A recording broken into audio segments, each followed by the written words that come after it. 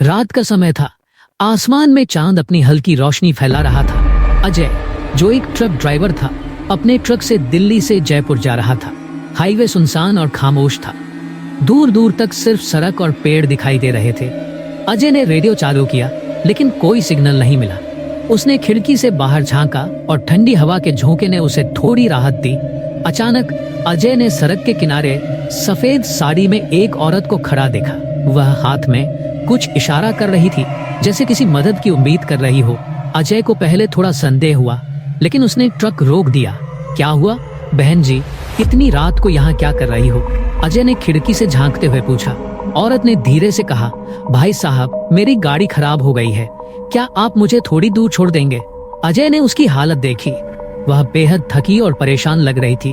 उसने दरवाजा खोला और उसे ट्रक में बैठने का इशारा किया। कुछ देर तक दोनों चुप रहे। औरत ने धीरे से कहा, आपको डर नहीं लगता? इस हाईवे पर इतने किस्से सुने हैं। अजय ने हंसकर कहा, डरने की क्या बात है, इंसान को अपने काम पर भरोसा होना चाहिए। लेकिन तभी अजय को एक अजीब सी ठंड महसूस हुई। ट्रक के शीशे में उसने औरत को देखा और उसकी परछाई गायब थी। अजय का दिल जोर जोर से धड़कने लगा। उसने धीरे से ब्रेक लगाकर ट्रक रोका। क्या हुआ? औरत ने पूछा, लेकिन उसकी आवाज अब बदल चुकी थी। वह बेहद भारी और गूंजती हुई लग रही थी। अजय ने धीरे से उसकी ओर देखा और उसकी आंखें चौड़ी हो गई। औरत का चेहरा विकृत हो चुका था। उसकी आंखें पूरी सफेद और चेहरा खून से लथपथ था।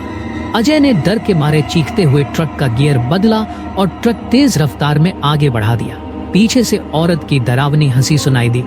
तुम बच नहीं सकते, ये मेरा इलाका है। अजय ने हिम्मत जुटाई और अपने गुरुद्वारे के चांदी के कड़ा को पकड़ लिया। वह धीरे धीरे हनुमान चालीसा का पाठ करने लगा। कुछ मिनटों के बाद वह हंसी और ठंडक गायब हो गई। जब अजय ने अगला टोल नाका पार किया तो उसने वहां मौजूद सुरक्षा कर्मियों को यह घटना सुनाई। वे गंभीर हो गए और बोले, आप बहुत किस्मत वाले हैं। यह चुड़ैल है जो हर महीने एक न एक राहगीर को अपने शिकार बनाती है। अजय ने भगवान का शुक्रिया अदा किया और फिर कभी रात को उस हाईवे पर अकेले सफर न करने की कसम खाई।